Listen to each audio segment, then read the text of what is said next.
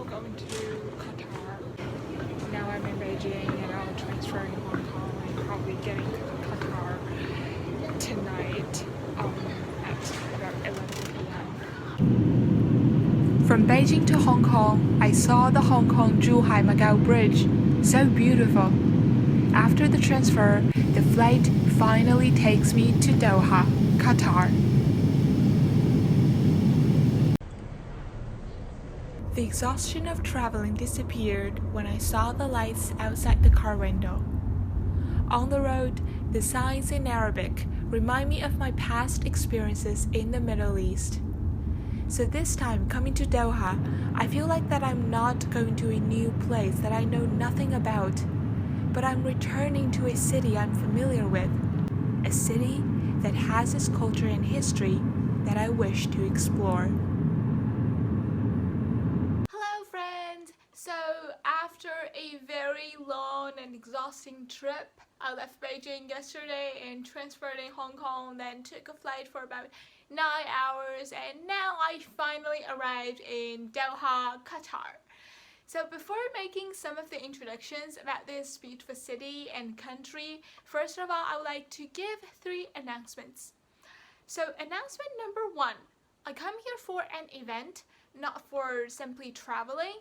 So during the daytime I actually have my own schedule and I can only go for sightseeing at night or in the evening. And I hope that I would like to add some interesting things and fun activities into this vlog. Announcement number 2. About my goal of making the vlog. I feel it's a very important and also meaningful way for me to memorize each of my trip to the Middle East in a way of filming and vlogs. I also want to share with you my own understanding as an individual of the Middle East. And third announcement is that the vlogs are not about politics. The vlogs are about my individual experience here in the Middle East, about culture, about people, not about politics. So with all of these 3 announcements in mind, now let's move on to my trip in Doha. So first of all, let me give you some of the introductions about this beautiful country. First of all, about the location of this place. Qatar is located at the Qatar Peninsula, and the location of this Qatar Peninsula is at the northeastern coastal part of the Arabian Peninsula. From the eastern side to the western side of this peninsula, the distance is only about 50 kilometers. So it's truly not a very large peninsula. And for the area of this country is about 11,000 square kilometers, which is a little bit smaller than that of the municipality of Beijing, 16,000 square kilometers. And about the population here, so Qatar actually doesn't have a large number of population. Only 10% of the people are the citizens of Qatar, and about 90% of the people here in this country are foreigners who work here. And these foreigners, they mainly come from countries in South Asia, Southeast Asia, some African countries, and some other countries in the Middle East. So this is some of the things that I checked and I observed after coming here in these 1 hour or 2 hours. And I have my own schedule during the daytime, so I really need to go to sleep. And thank you so much for watching this, and good night.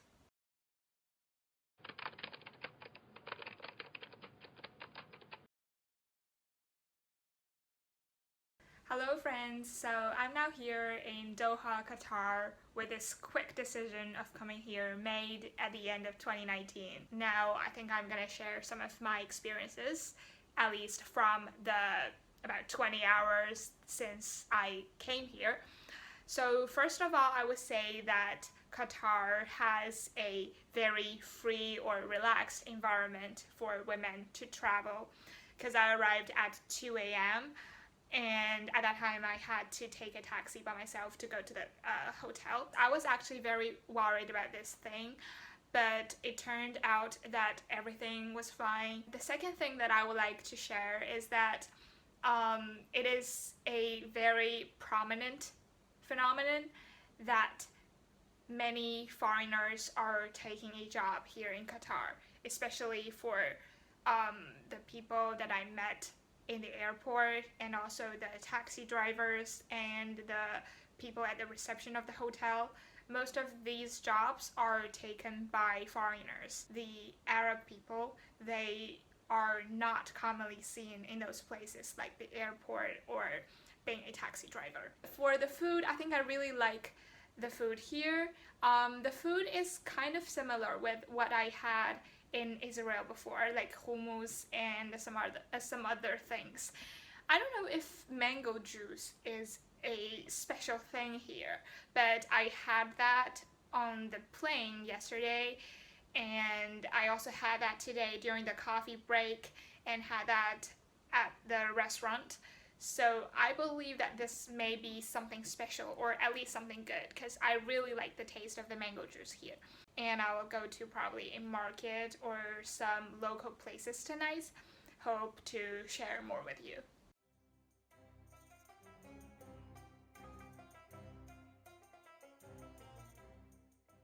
Hello friends, so I'm back from Souk Waqif and it was a very nice experience. I really enjoyed that. So some of my sharings, firstly for the name Souk Waqif, it is actually a transliteration from Arabic. In Arabic it's Souk Waqif, so this is kind of back from the throat if I'm pronouncing it correctly. When I was walking in the Souk Waqif, all my experiences and my feelings when I was in Jerusalem Old City in 2018 suddenly came to my mind, because I realized that these two places are so alike. The products that were sold, the people, and also the architecture and the design of the home market, everything was so similar that I suddenly come up with all my experiences when I was in Jerusalem Old City in 2018. But there was also something that are different, because I think for this Souk Waqif, I can feel a very strong sense of Islamic culture.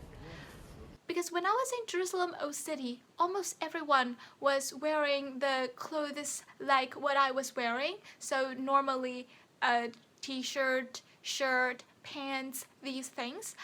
But for here at Souk Waqif, you can see men wearing thubs, women wearing the abaya and wearing the hijabs. So when you see people wearing their own traditional clothes, and when these people are passing by you, you can feel that there are so many differences in the culture, but you, along with these people, you're also at the same place, a same peaceful and beautiful place. I fortunately talked with one of the shopkeepers in that souk. That shop is actually a place for snacks, so I found like candies, sweets, and some other types of snacks there. And I realized a very interesting thing in that snack shop is that most of the snacks were imported from other countries like Oman and from other Indonesia, some other countries.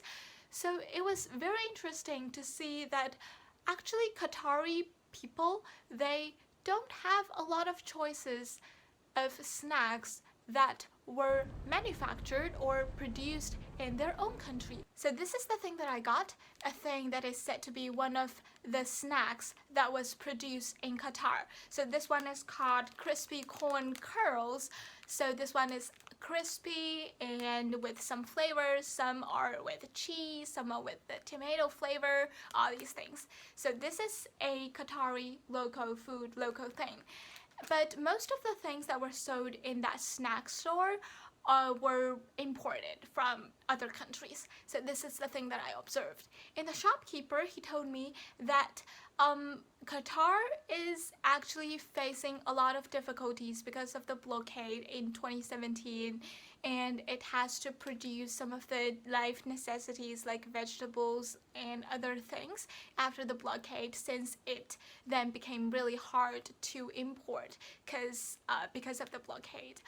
And the shopkeeper was also very friendly, and he also took me all around his store, introducing his products and invited me to taste the date palm and some candy, some sweets. Very nice guy. And also I realized that the shopkeeper, he also has some business in China, and he went to China some time ago. So we also talked about like his trip to China. So it was very nice talking with local people, and it was absolutely nice to feel the atmosphere of inclusiveness and the atmosphere of different cultures getting together in Souk Waqif. So thank you so much for watching this, and I'll see you in the next episode. Thank you. Bye.